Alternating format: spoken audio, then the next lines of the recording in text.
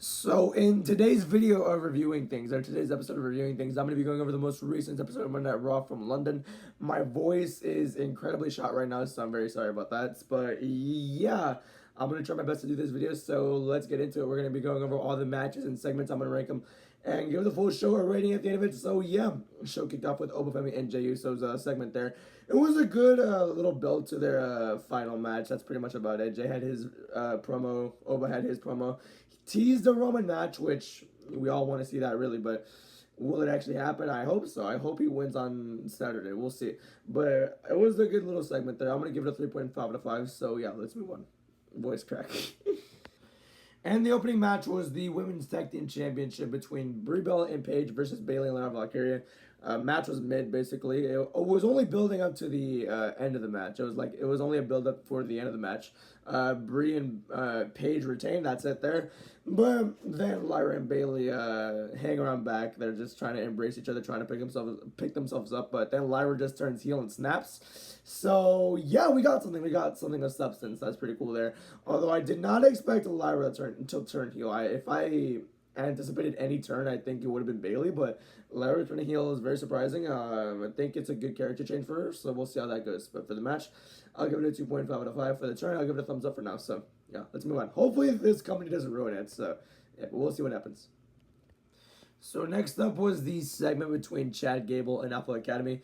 Chad Gable's in the middle of his apology tour, and he's trying to make amends with Alpha Academy. He used to be in a faction with them, if you didn't know that. So yeah, it was pretty good there. He was apologizing, and I could feel every emotion in this. Chad Gable is very good at this role, and he played his emotions really, really well. He really he had that voice cracker. His voice was messing up because he was about to start crying.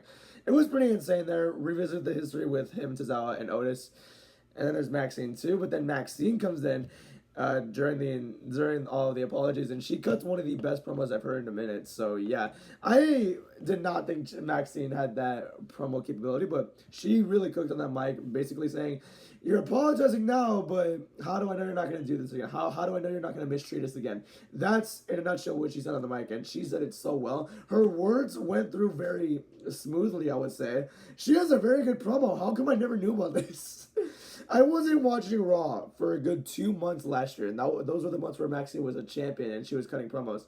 I didn't watch that part. I didn't watch that because I was watching football, and plus WWE sucked at that time. It still sucks now, but at least I'm watching on a daily basis. So yeah, but it was a very immaculate promo. And I like how they're revisiting this feud. I like how they're not just ignoring everything that happened in the past. I like how there's still some stingers there from the past. So yeah, props to creative for actually doing this part right. I'm hoping we can actually get a full-fledged feud now, because I'm hoping they can capitalize into the feud we never got, which, yeah, I would not mind that, and this was a very good segment. So yeah, I'm going to give it a 4 out of 5. I kind of rambled there, but you get the gist. So yeah, 4 out of 5 right there. So let's move on.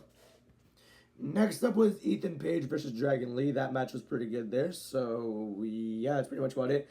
Ethan Page just cheated to win, and he's just an unapologetic heel, which I think is very, very good. So yeah, I'm gonna give it a 3.5 out of 5. So yeah, let's move on there. Next up was these. I don't know why I always do that. I always press record and then just do this. I don't know why. It's so stupid. I don't know why. I need to stop doing that. Next up was Io Sky and Liv Morgan's segment. That one, it was a quick and easy build to their final match. They did what they needed to do. Nothing really too much else happened. It was just a quick brawl, and that was it. So yeah, I'm gonna give it a 3.2 out of 5. It did what it needed to do. So yeah, it was decent. So yeah, hopefully Io can win. I need to stop doing that. Damn. I hope Io can win on Saturday. So yeah, let's move on. So next up was LA Knight versus Jimmy Uso. That match was fine, I guess. It was a little forgettable, but nothing really too bad. It was okay, I guess. Solo Sikoa showed up and gave Jimmy a Samoan spike, which led to LA Knight actually getting a TV win, which, wow, nice. But what are we doing here, man? I mean, I expected MFT to have their feud against the Bloodline, but not this soon. I did not expect that, but yeah. I don't know if I want it. I don't know if I hate it. I don't know if I like it. It's just, I don't know what to think about it right now. I'm going to give the match a 3 out of 5, but I'm still very conflicted on if I want this feud or not. I don't know at this point. Will Solo join the Bloodline? I have no idea either. I don't know if I want that either. So, yeah, I don't know any of my feelings right now. So, yeah, 3 out of 5. Let's move on to the main event. Damn, I hate my voice, dude. I really do. Main event was the World Tag Team Championship between the Street Profits versus the Vision, and yeah, it was a pretty fun match, and yeah, I'm a sucker for a bunch of craziness during the match, and yeah, there was a lot of craziness here, a bunch of interferences. You had Joe Hendry return, and Seth interfered when Logan was trying to give the brass knucks to Theory, and then the Street Profits won. I think it was a very good decision. I think it was a pretty fun match as well. So yeah, that's pretty much about it though. So yeah, pretty cool there. Lovely to see the Street Profits as champions. Kind of makes the division look better, but at the same time, it's not really a high bar because the both tag divisions on both shows now suck. So that's not good. But I'm gonna give the match a 3.6 out of 5. It was pretty fun for me. So yeah, that's about it there. Here are the rankings for the matches. Nothing really spectacular in the ring, I would say. Ethan Page vs. Dragon Lee was a good match, though. I would say that. The World Tag Title match, I thought it was fun. I'm not saying it was the greatest in-ring work, but it was fun.